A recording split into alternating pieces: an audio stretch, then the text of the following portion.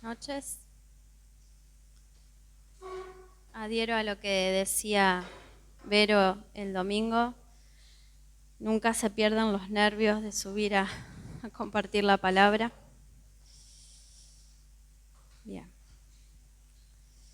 Padre, en esta hora te ruego que pongas claridad en mi boca para que lo que tenga que decir, Señor, sea en edificación a la iglesia. En tu nombre, Jesús. Amén. Bien. Hoy quiero compartirles acerca de un par de situaciones que encontré en la palabra que me hicieron ver también cómo nosotros y cómo se aplica hoy a lo que pasamos nosotros. Yo intento no hablar tanto de anécdotas, quiero centrarme en la palabra, pero el Señor siempre me habla a través de mi trabajo y me he encontrado en situaciones dentro del taller donde no son las que yo esperaba que iba a vivir. Y me hablaba acerca de cómo nos aferramos a una idea de cómo tienen que ser las cosas y cómo eso influye en nuestra relación con Él y cómo influye en cómo vemos a la iglesia y cómo vemos a nuestro hermano. Para arrancar quisiera que me acompañen al libro de Samuel, primero de Samuel, capítulo 8.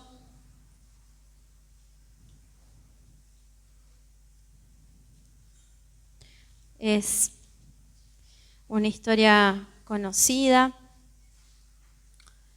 Los voy a poner un poco en contexto. El pueblo de Israel había tenido una sucesión de jueces y el último juez que tienen es Samuel. Había estado gobernando sobre ellos por más de 20 años y detrás de él vienen sus hijos y no fueron los mejores, fueron bastante desastrosos. Y el pueblo se levanta y pide un rey. Vamos a leer a partir del versículo 1. Dice: aconteció que habiendo Samuel envejecido, puso a sus hijos por jueces sobre Israel. Y el nombre de su hijo primogénito fue Joel, y el nombre del segundo Abías, y eran jueces en Beerseba. Pero no anduvieron los hijos por los caminos de su padre, antes se volvieron tras la avaricia, dejándose sobornar y pervirtiendo al derecho. Entonces todos los ancianos de Israel se juntaron y vinieron a Ramá para ver a Samuel y le dijeron: he aquí, tú has envejecido y tus hijos no andan en tus caminos. Por tanto, constitúyenos ahora un rey que nos juzgue como tienen todas las naciones. Pero no agradó a Samuel esta palabra que dijeron: danos un rey que nos juzgue. Y Samuel oró a Jehová.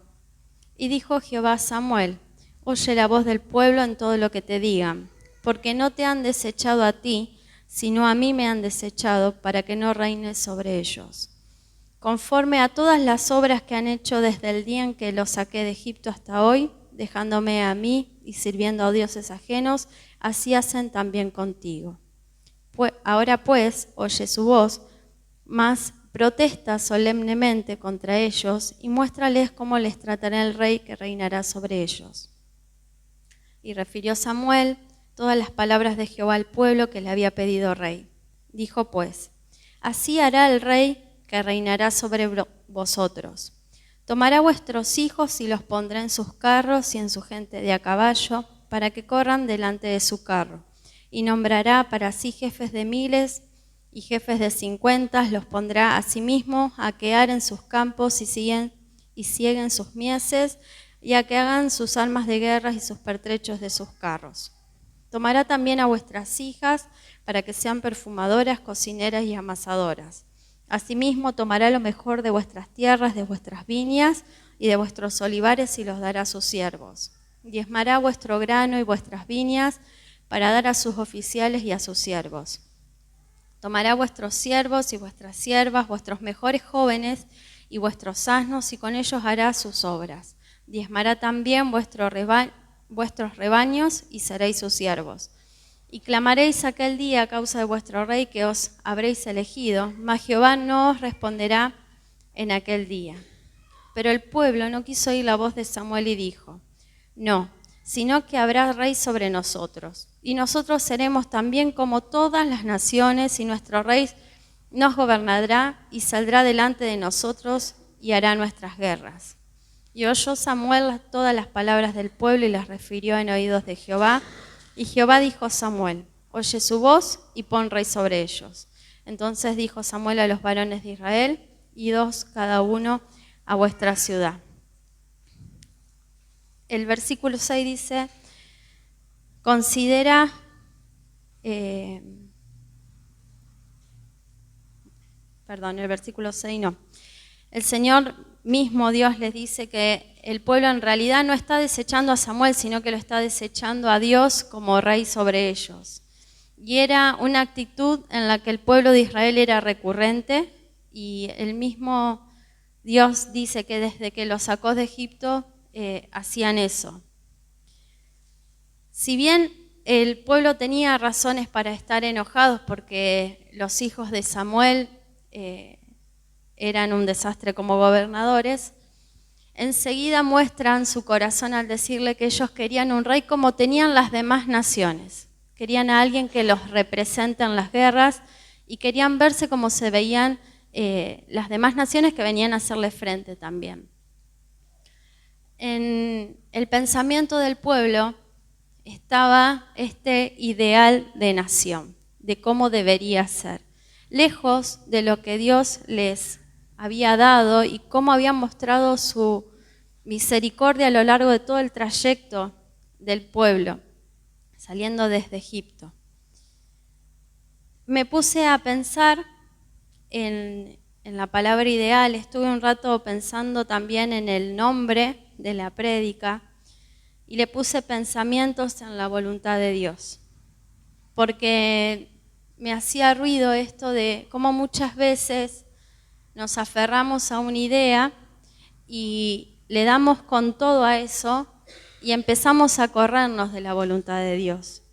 La palabra ideal está relacionada a la idea, no es real, es un prototipo o modelo ejemplar de una perfección, meta o aspiración. El término ideal es un estado inalcanzable pero próximo. Está relacionado a idealizar, que quiere decir elevar las cosas sobre la realidad sensible. Israel tenía este ideal de rey, de cómo debía ser. Y Dios escucha, les advierte, les dice: Samuel, todo lo que van a pasar, yo pensaba, no era como pasar de trabajar para vos mismo y trabajar en relación de dependencia. Se me vino ese ejemplo que es un poco burdo, pero que es real. Todo lo que ellos tenían podían hacer uso y ahora iban a trabajar para otro. Iban a tener que diezmar, iban a tener que poner en su servicio lo mejor que tenían. Y con todo se deciden por eso. Vamos a 1 Samuel, capítulo 9, versículo 15, y nos habla de la elección de Saúl. Dice: y un día antes que Saúl viniese, Jehová había revelado al oído de Samuel diciendo: mañana a esta misma hora yo enviaré a ti un varón de la tierra de Benjamín, el cual ungirás por príncipe sobre mi pueblo Israel, y salvará a mi pueblo de mano de los filisteos, porque yo he mirado a mi pueblo, por cuanto su clamor ha llegado hasta mí. Vemos cómo una vez más Dios tiene misericordia de su pueblo y les pone el rey que ellos esperaban, que era conforme al corazón del pueblo, ¿no? Y al principio Saúl se veía chiquitito, si seguimos en el relato de Samuel, incluso dudaba del llamado que le habían hecho, hasta que empieza a crecer. El mismo pueblo también duda de Samuel, hasta que gana la primera guerra contra los filisteos, y ahí el pueblo abre los ojos y dice: bueno, entonces es lo que queremos, es lo que necesitamos, un rey que nos represente, fuerte, valeroso, y que gane prácticamente las guerras. Después, mirando la vida de Saúl, el propio Samuel les vuelve a hacer una advertencia a ellos. Eso lo podemos ver en el capítulo 12. Saúl tenía una cuestión que se apuraba.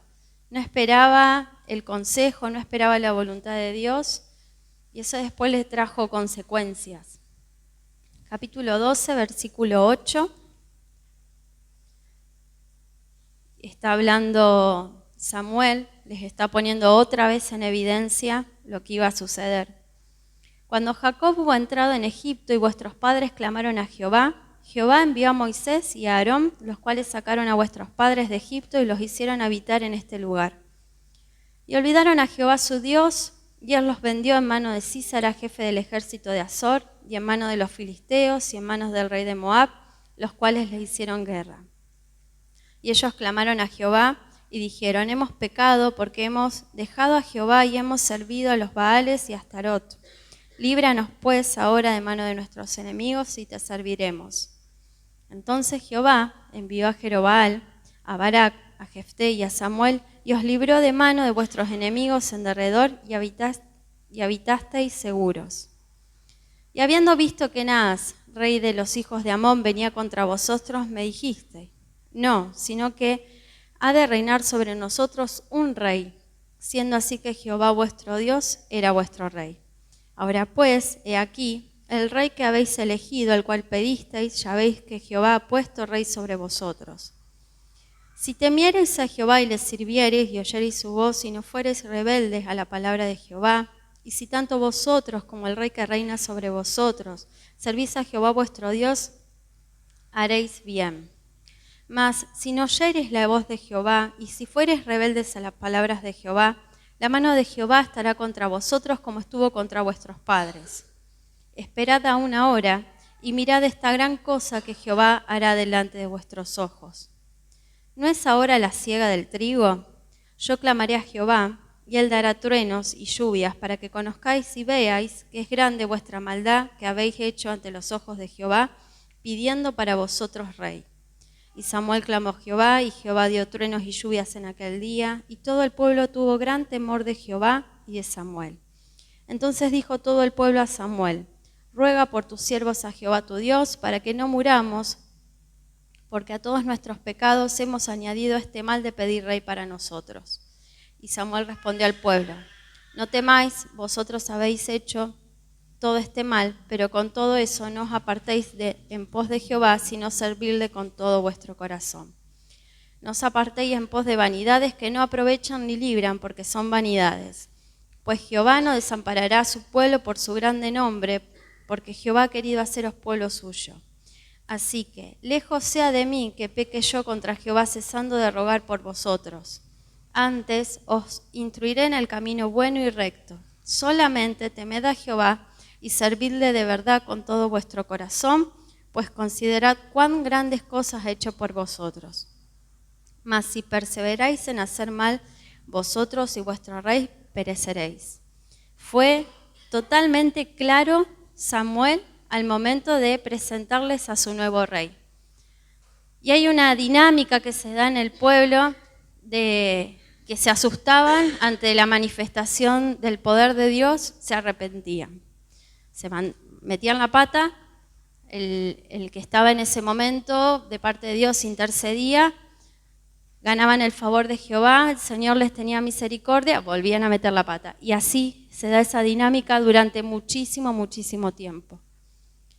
Yo creo que no estamos en condiciones, o yo no estoy en condiciones de juzgar la dinámica del pueblo porque mi corazón es así. Y porque, como dice su palabra, Jehová no desampara a su pueblo por su grande nombre, porque Jehová ha querido haceros pueblo suyo. No se trata de la cantidad de veces que yo vaya y vuelva, sino de que es el propósito divino de Dios, que es por amor a Él. No era por amor al pueblo, primero era por amor a Él. Por eso persistía en tener misericordia. Dios les da lo que le piden y le da a este rey que les calzaba como media porque era su ideal, y ese ideal respondía a una necesidad que tenían ellos. Una necesidad que era según sus ojos, según su corta mirada y lo que podían ver.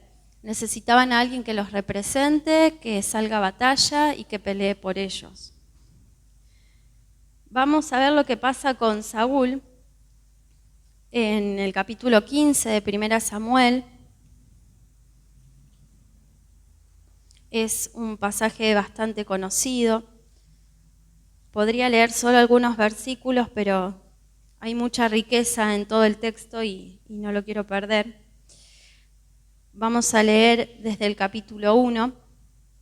desde el versículo 1. Después Samuel dijo a Saúl: Jehová me envió a que te ungiese por rey sobre su pueblo Israel. Ahora pues, está atento a las palabras de Jehová. Así ha dicho Jehová de los ejércitos: yo castigaré lo que hizo Amalec a Israel al oponérsele en el camino cuando subía de Egipto. Ve pues y hiere a Amalec y destruye todo lo que tiene, y no te apiades de él. Mata a hombres, mujeres, niños y aun los de pecho, vacas, ovejas, camellos y asnos. Saúl, pues, convocó al pueblo y le pasó revista en Telaim 200.000 de a pie y 10.000 hombres de Judá. Y viniendo Saúl a la ciudad de Amalec, puso emboscada en el valle. Y dijo Saúl a los ceneos: idos, apartaos y salid de entre los de Amalec, para que no os destruya juntamente con ellos, porque vosotros mostrasteis misericordia a todos los hijos de Israel cuando subían de Egipto. Y se apartaron los ceneos de entre los hijos de Amalec. Y Saúl derrotó a los amalecitas desde Avila hasta llegar a Shur, que está al oriente de Egipto. Y tomó vivo a Agag, rey de Amalec, pero a todo el pueblo mató a filo de espada. Y Saúl y el pueblo perdonaron a Agag y a lo mejor de las ovejas y del ganado mayor, de los animales engordados, de los carneros y de todo lo bueno, y no lo quisieron destruir, mas todo lo que era vil y despreciable destruyeron. Y vino palabra de Jehová a Samuel diciendo: me pesa haber puesto por rey a Saúl, porque se ha vuelto de en pos de mí y no ha cumplido mis palabras. Y se apesadumbró Samuel y clamó a Jehová toda aquella noche. En otra versión dice: tanto se alteró Samuel. Quiero que prestemos atención a lo que sucedía también en el corazón del profeta mientras Saúl estaba desobedeciendo. Madrugó luego Samuel para ir a encontrar a Saúl por la mañana, y fue dado aviso a Samuel diciendo: Saúl ha venido a Carmel, y aquí se levantó un monumento, y dio la vuelta, y pasó adelante y descendió a Gilgal. Vino pues Samuel a Saúl, y Saúl le dijo: bendito seas tú de Jehová, yo he cumplido la palabra de Jehová. Samuel dijo: pues, ¿qué balido de ovejas y bramido de vacas es este que yo oigo con mis oídos? Y Saúl respondió: de Amalec los han traído, porque el pueblo perdonó lo mejor de las ovejas y de las vacas para sacrificarlas a Jehová tu Dios, pero lo demás lo destruimos. Entonces dijo Samuel a Saúl: déjame declararte lo que Jehová me ha dicho esta noche. Y él le respondió: di. Y dijo Samuel: aunque eras pequeño en tus propios ojos, ¿no has sido hecho jefes de las tribus de Israel? Y Jehová te ha ungido por rey sobre Israel. Y Jehová te envió en misión y dijo: ve, destruye a los pecadores de Amalec y hazles guerra hasta que los acabes. ¿Por qué pues no has oído la voz de Jehová, sino que vuelto al botín has hecho lo malo ante los ojos de Jehová? Y Saúl respondió a Samuel: antes bien he obedecido a la voz de Jehová, y fue la misión que Jehová me envió, y he traído a Agag, rey de Amalec, y he destruido a los amalecitas. Mas el pueblo tomó del botín ovejas y vacas, las primicias del anatema, para ofrecer sacrificios a Jehová tu Dios en Gilgal. Y Samuel dijo: ¿se complace Jehová tanto en los holocaustos y víctimas como en que se obedezcan las palabras de Jehová? Ciertamente el obedecer es mejor que los sacrificios, y el prestar atención que la grosura de los carneros, porque como pecado de adivinación es la rebelión, y como ídolo, idolatría la obstinación. Por cuanto tú desechaste la palabra de Jehová, él también te ha desechado para que no seas rey. Vamos a ir entonces al versículo 32. Dice: después dijo Samuel: traedme a Agag, rey de Amalec. Y Agag vino a él alegremente, y dijo a Agag: ciertamente ya pasó la amargura de la muerte. Y Samuel dijo: como tu espada dejó a las mujeres sin hijos, así tu madre será sin hijo entre las mujeres. Entonces Samuel cortó en pedazos a Agag delante de Jehová en Gilgal. Se fue luego Samuel a Ramá, y Saúl subió a casa de Gabá de Saúl, y nunca después vio Samuel a Saúl en toda su vida, y Samuel lloraba a Saúl. y Jehová se arrepentía de haber puesto a Saúl por rey de Israel. Capítulo 16, versículo 1. Dijo Jehová a Samuel: ¿Hasta cuándo llorarás a Saúl habiéndolo yo desechado para que no reine sobre Israel? Llena tu cuerno de aceite y ven, te enviaré a Isaí de Belén, porque de sus hijos me he provisto de rey. Se da toda una secuencia entre Samuel y Saúl. Y más allá de que Saúl desobedeció, y no solo que desobedeció, sino que le echó la culpa al pueblo, justificó sus actos, él era rey, y dijo, el pueblo le perdonó la vida, el pueblo se juntó del botín, que como ejemplo tenemos otros líderes del pueblo de Israel que han intercedido y que han hecho oraciones asimilando el pecado del pueblo aun cuando no habían pecado, como el caso de Moisés, por ejemplo. Este rey que habían elegido ellos mismos, hoy los entregaba. También sucede en el corazón de Samuel, que lo había puesto en cierto lugar. Esta es mi interpretación, hermanos, no quiere decir que sea así, lo había idealizado. Era el hombre valeroso, era un hombre que ganaba las batallas, era un hombre que representaba al pueblo de Israel. Y a Samuel le costó dejarlo ir. Samuel tuvo que hacer un duelo por un rey que había elegido al pueblo, por un rey que había desechado las palabras de Dios y por un rey que no era conforme al corazón de Dios, sino conforme al corazón del pueblo. A tal punto Samuel estaba embelesado, por decirlo así, con Saúl, que había descuidado su ministerio. Los profetas debían tener su cuerno lleno de aceite, debían estar preparados para ungir a quien Dios le mandara en cualquier momento. Y Samuel estaba desprovisto de ese aceite. Yo creo que en cierto punto porque se había quizás acomodado a que Saúl era rey y entonces no necesitaba otro. Y Dios lo tiene que reprender. Y después de esto le dice que él ya se había provisto de un rey. Este rey se lo había provisto Dios mismo. Ya no era una demanda del pueblo, una necesidad carnal del pueblo. Vamos a el capítulo 16, versículo 1 al 13, nos habla de la elección que tenía el Señor para su rey. Y vamos del versículo 2, y dijo Samuel, ¿cómo iré? Si Saúl lo supiera me mataría. Jehová respondió, toma contigo una becerra de la vacada y di, a ofrecer sacrificios a Jehová he venido. Y llama a Isaías al sacrificio y yo te enseñaré lo que has de hacer. Y me ungirás al que yo te dijere. Hizo pues Samuel como le dijo Jehová, y luego que él llegó a Belén, los ancianos de la ciudad salieron a recibirle con miedo y dijeron, ¿es pacífica tu venida? Él respondió, sí, vengo a ofrecer sacrificio a Jehová, santificaos y venid conmigo al sacrificio. Y santificando él a Isaías, sus hijos, lo llamó al sacrificio. Vemos después, no quiero extenderme mucho, cómo van pasando los hijos de Isaí, hombres también en su parecer hermosos o grandes, que daban para rey, ¿no? Que cumplían este prototipo de rey que quizás Samuel tenía en su mente.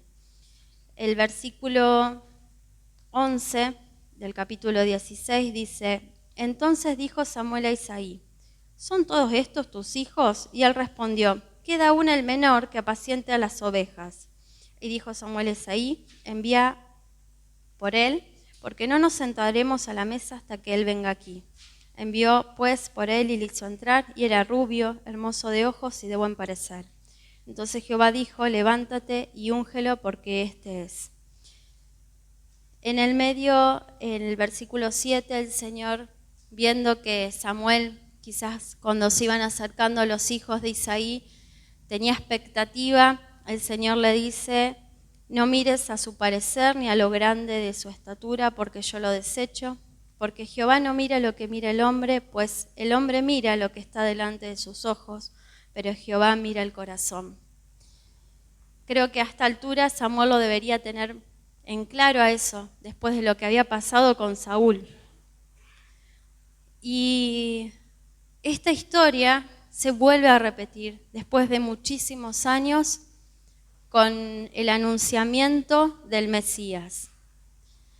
El pueblo de Israel había sido cautivo, estaba exiliado, siempre estaba en guerra, siempre con una nación más poderosa por arriba de ellos, como esclavos o subordinados a estas naciones fuertes.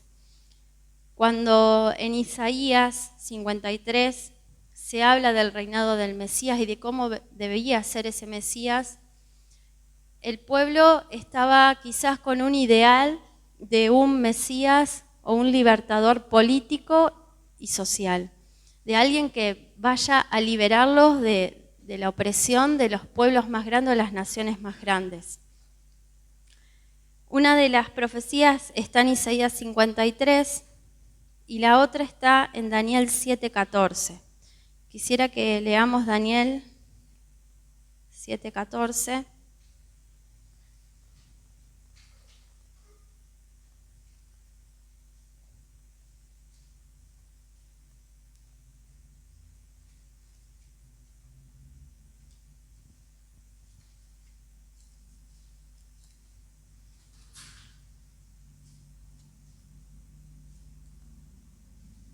Y está hablando acerca del reinado de este Mesías, una visión del profeta Daniel.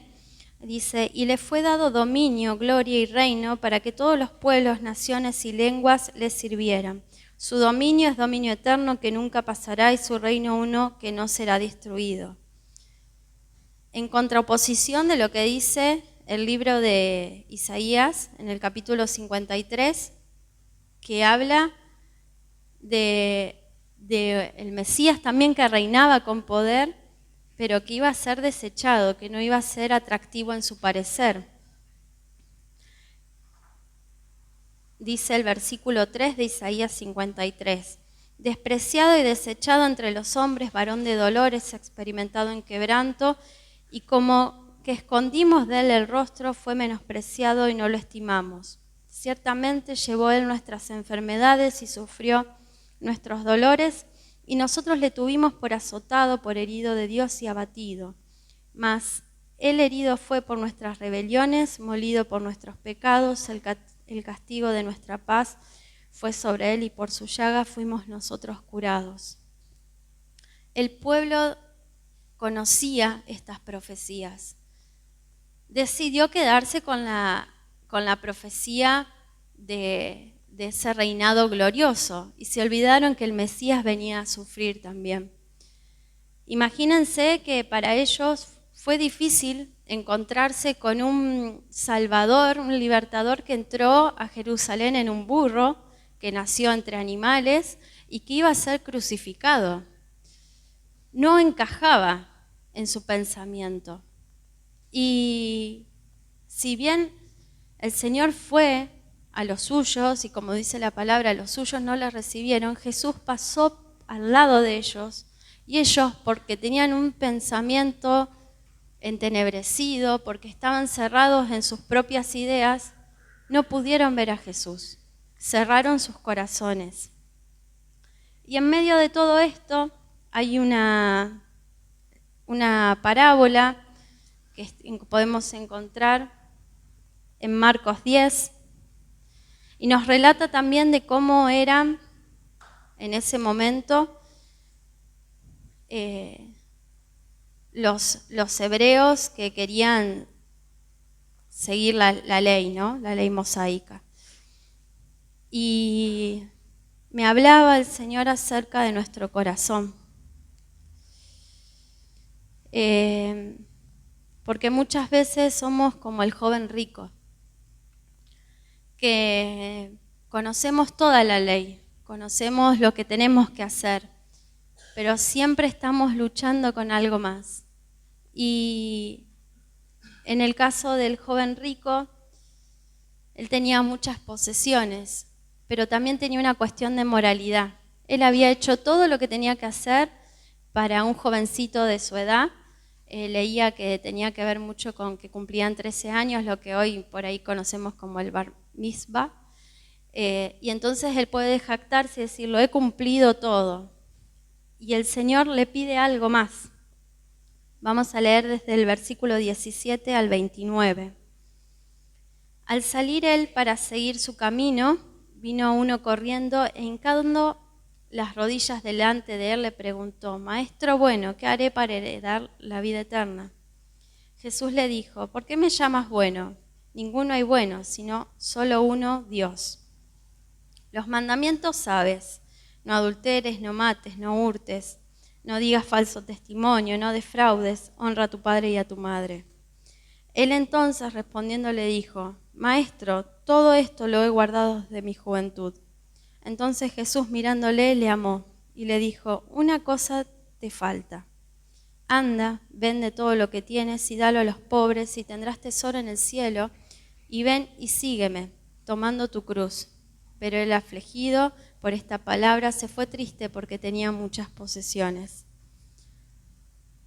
El Señor le dice, despojate de todo eso que vos creés que es lo necesario para tener la vida eterna. Y otra vez, tenía un ideal de cristiano, en ese momento no de cristiano, sino de un buen judío. Y él le está pidiendo una obediencia espontánea. Vendé todo eso que te hace esclavo y seguime. Y no pudo. Y se fue triste porque tenía muchas posesiones, porque quizás pensó en su corazón que ya había hecho un montón con obedecer la ley. Y el Señor le pedía un compromiso mucho más fuerte. Le estaba pidiendo que lo obedezca, así como en 1 Samuel podemos leer que la obediencia es mayor que los sacrificios y los holocaustos. Esta idea de cómo debería ser un buen judío, un buen hebreo que conservara y cumpliera la ley de Moisés, se mete mucho con el pueblo a través de los fariseos también, que se jactaban de cumplir todas las leyes. Y el Señor también los reprende, y fue muy duro al reprenderlos. Les dice hipócritas, sepulcros blanqueados. Y quizás es fuerte la palabra de hoy. Yo le decía al Señor, ¿no querés que hable de tu amor, de la paz? Pero me marcaba esto.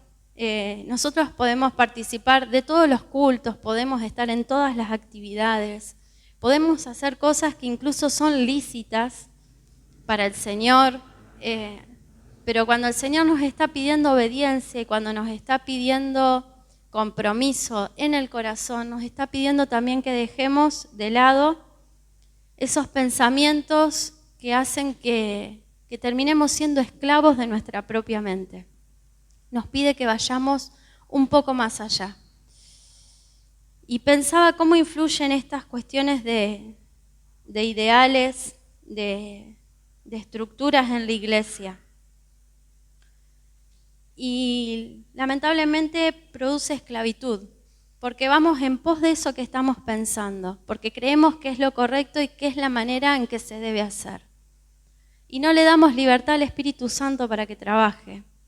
Y cuando esos ideales o esa idea que puede ser buena no se cumple por la voluntad del Señor, nos vamos como el joven rico, tristes, porque no se hizo como nosotros pensábamos. Y esto se traslada a toda nuestra vida, porque así como pensamos, así también actuamos en todo lo que somos, en nuestras relaciones personales, con nuestros esposos, esposas, hijos, padres, amigos, iglesia, ministerios. Y tendemos muchas veces que me he encontrado en esa situación incluso de idealizar, ¿no?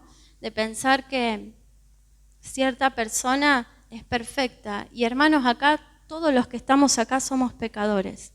Y estamos acá por la gracia, la absoluta gracia y misericordia del Señor.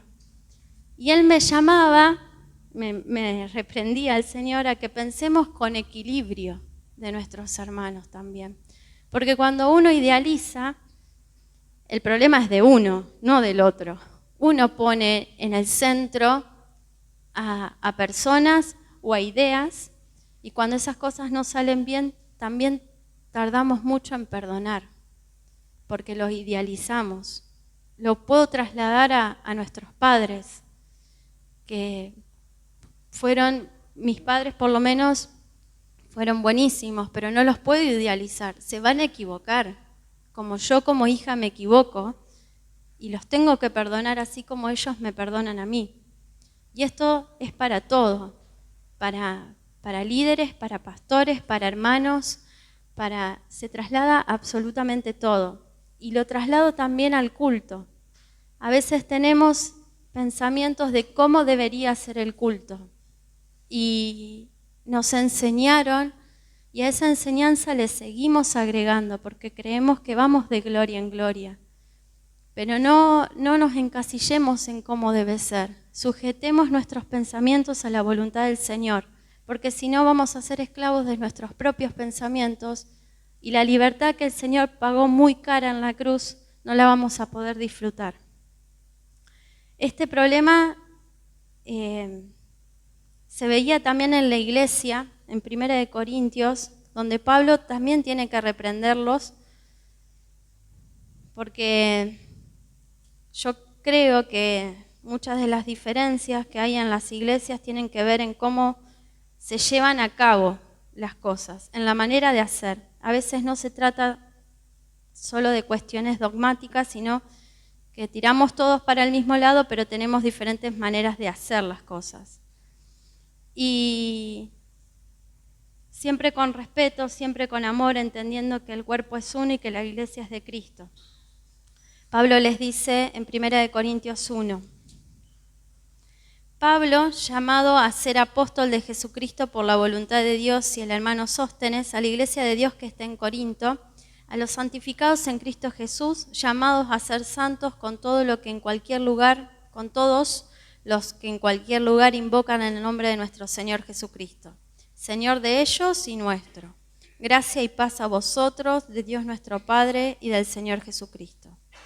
Gracias doy a mi Dios siempre por vosotros, por la gracia de Dios que os fue dada en Cristo Jesús, porque en todas las cosas fuisteis enriquecidos en Él, en toda palabra y en toda ciencia, así como el testimonio acerca de Cristo ha sido confirmado en vosotros, de tal manera que nada os falte ningún don, esperando la manifestación de nuestro Señor Jesucristo, el cual también os confirmará hasta el fin, para que seáis irreprensibles en el día de nuestro Señor Jesucristo.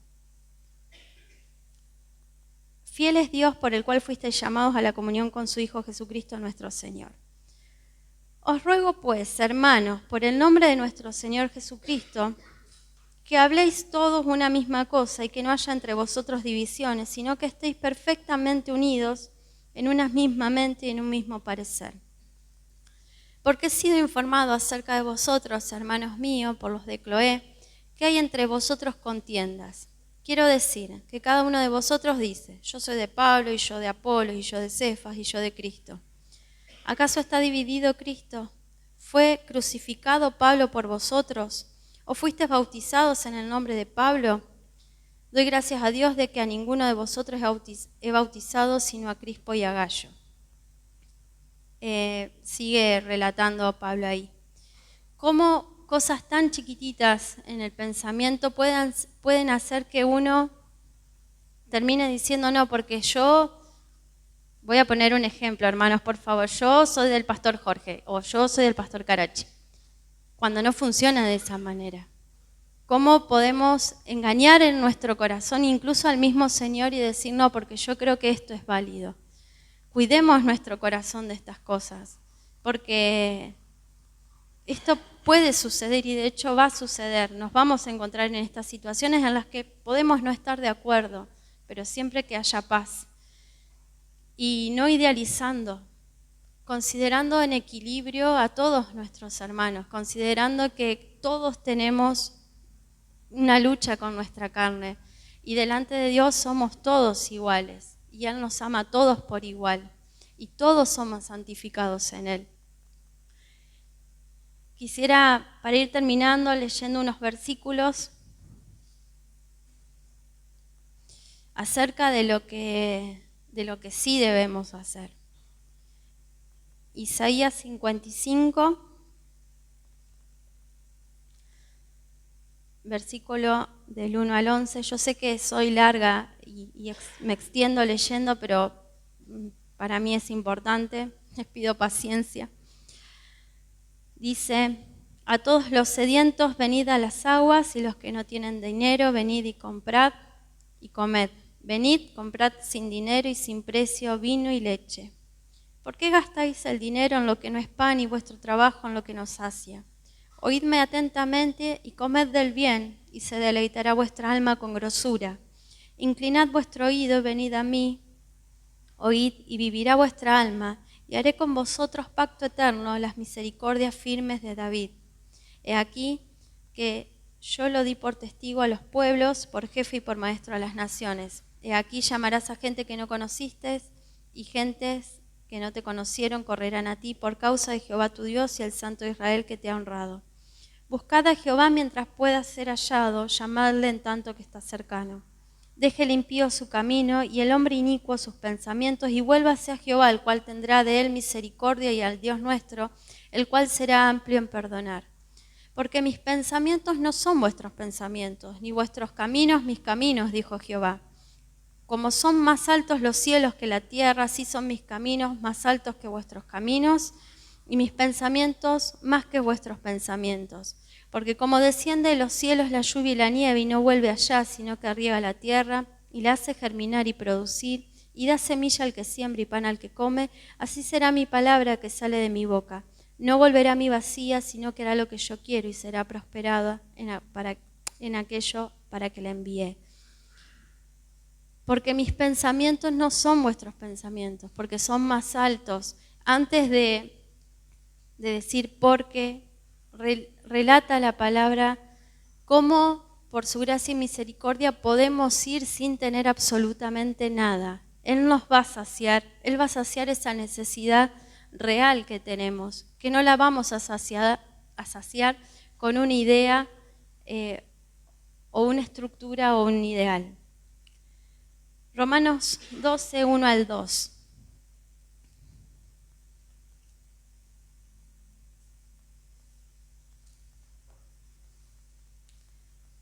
Dice: así que, hermanos, os ruego por las misericordias de Dios que presentéis vuestros cuerpos en sacrificio vivo, santo, agradable a Dios, que es vuestro culto racional. No os conforméis a este siglo, sino transformaos por medio de la renovación de vuestro entendimiento, para que comprobéis cuál sea la buena voluntad de Dios, agradable y perfecta.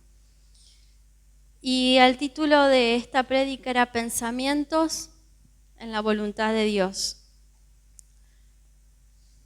Es muy difícil no pensar, incluso cuando uno no quiere pensar, está pensando que no quiere pensar, o sea que es complejo.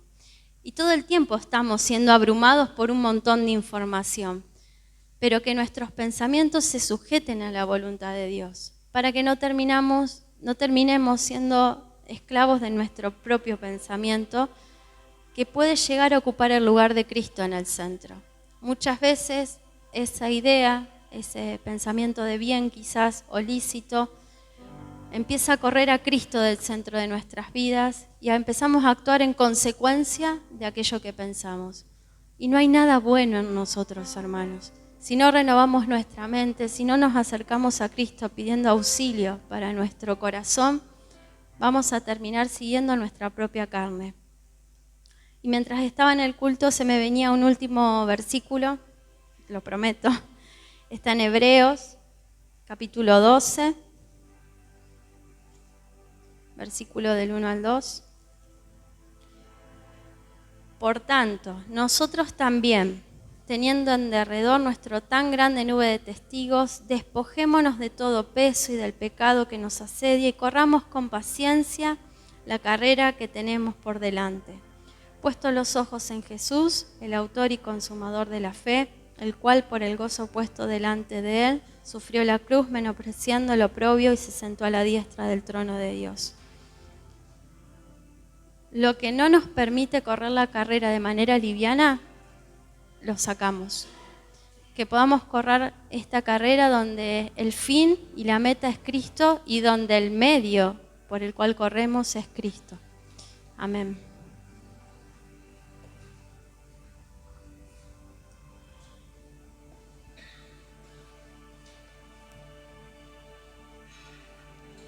Aleluya.